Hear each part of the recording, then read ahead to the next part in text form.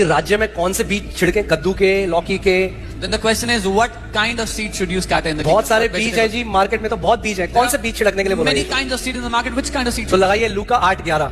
Luke 8:11. Okay.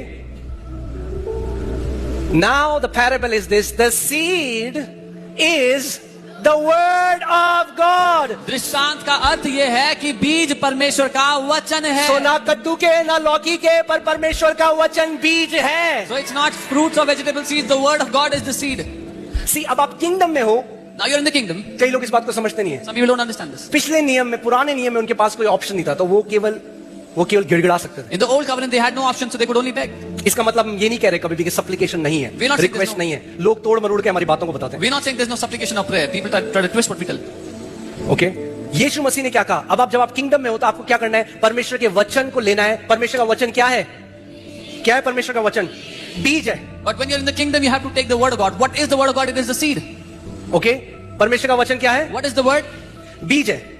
The word of God is the seed. Okay, दूसरा कुरिन्थियों 9:6 लगाओ। 2 Corinthians 9:6. परंतु बात तो ये है, जो थोड़ा बोता है वो थोड़ा काटेगा। अभी ऑफरिंग तो हो गई, अब ऑफरिंग की चिंता मत करना। But this I say, he who sows sparingly will also reap sparingly. Don't worry about offering. This is not offering time. मैं ऑफरिंग की बात नहीं कर रहा। I'm not talking about offering here. पौलुस इस जगह में जरूर फाइनेंसेस की बात कर रहा है, Paul- मगर वो एक सिद्धांत सिखा रहा है बीज का। Paul here is talking about finance, but he's teaching a principle of the seed. कितने लोगों के पास परमेश्वर का वचन है यहाँ पे? How many people here have the word of God? Okay, अगर परमेश्वर का वचन है, If you have the word of God, परमेश्वर का वचन क्या है? what is the word? क्या है? बीज है। It's the seed.